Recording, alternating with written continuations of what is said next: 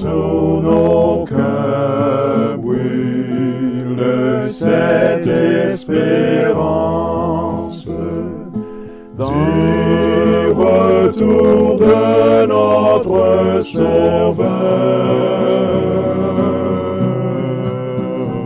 Différents faits divers nous interpellent et nous incitent à la réflexion. Ils annoncent un événement imminent et d'une grande importance. Mais comment l'analyser? En écoutant Jean-Claude qui, à la lumière de la Bible, t'accompagnera et te permettra d'être prête, d'être prêt pour le retour de Jésus. Note que les éditions spéciales sont disponibles sur YouTube. Quelle est la réponse 2? Le 2, c'est le chiffre. Je te salue fraternellement en Jésus-Christ, le Sauveur du monde. C'est Jean-Claude qui partage avec toi cette nouvelle série qui s'intitule « Découvrir la vérité ». Marco et Jean-Claude, nous sommes fort heureux de te retrouver encore aujourd'hui. Est-ce que tu apprécies le style de la manière que l'Évangile est présenté? Le Seigneur donne à chacun des dons. Et je voudrais que tu saches que je te perçois comme ma fille. Et je parle à ma fille. Je voudrais te dire que Dieu ne m'a pas envoyé pour te condamner, mais pour te dire que je t'entends, je comprends.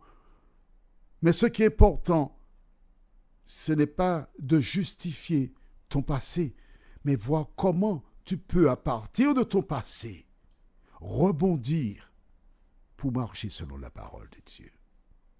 Aujourd'hui, nous verrons la ruse. Rappelle-toi, Hamor a fait une déclaration. Sichem prit la parole et déclara « Demandez-moi une forte dot, demandez-moi des présents, tout ce que vous voulez, donnez-moi. Donnez-moi la fille, je vais vous donner ce que vous voulez. » Ah, les fils de Jacob n'ont pas été intelligents. Parce que je t'assure que si tu es le frère de Dina, il m'a dit, demandez-moi ce que vous voulez. J'aurais dit à Sichem, eh bien, je te demande une seule chose. Tu me donnes ta place en tant que prince et tu me laisses le royaume.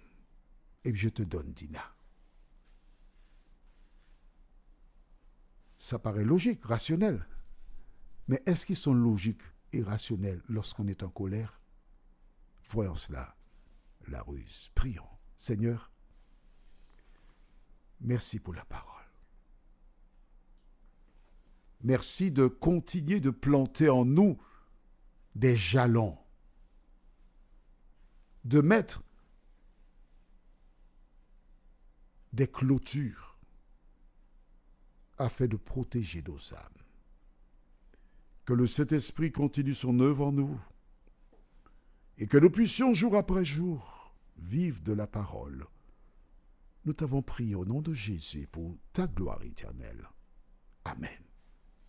Nous allons dans Genèse 34 toujours et nous lirons les versets 13 à 19. C'est bon? On y va. Les fils de Jacob répondirent et parlèrent avec ruse à Sichem et à Hamor son père, parce que Sichem avait déshonoré Dina, leur sœur. Ils leur dirent, c'est une chose que nous ne pouvons pas faire que de donner notre sœur à un homme incirconcis, car ce serait un opprobre pour nous. Nous ne consentirons à votre désir qu'à la condition que vous deveniez comme nous, et que tout mâle parmi vous soit circoncis. Nous vous donnerons alors nos filles, et nous prendrons pour nous les vôtres. Nous habiterons avec vous, et nous formerons un seul peuple. Mais si vous ne voulez pas nous écouter, et vous faites circoncire, nous prendrons notre fille, et nous nous en irons. Leurs paroles eurent l'assentiment de Hamor et de Sichem, fils de Hamor. Le jeune homme ne tarda pas à faire la chose, car il aimait la fille de Jacob. Il était considéré de tous dans la maison de son père. Est-ce que tu as noté ça? Les fils de Jacob, dit la Bible au verset 13, répondirent et parlèrent avec ruse. Mon ami, lorsqu'une personne est en colère, elle devient irrationnelle. Le diable prend le contrôle de la personne. Et c'est pourquoi la Bible te dit, si vous vous mettez en colère, ne vous fâchez pas. Parce que lorsqu'on est fâché, on peut faire n'importe quoi. Je partage avec toi une expérience, la mienne. Je suis un grand taquin, j'aime jouer, j'aime embêter les gens. Et un jour, j'étais à la récréation en classe en 5e, et une fille, je n'ai jamais oublié son prénom était Eliane. Je ne connais pas la jeunesse, mais ce jour-là, je n'étais pas très bien dans ma peau ni dans ma tête. Et elle vient me taquiner. Cochon, cochon, cochon. Tu restes tranquille. Vois-tu, lorsque tu rencontres quelqu'un qui te dit de rester tranquille, il faut prendre le temps pour rester tranquille. Hein?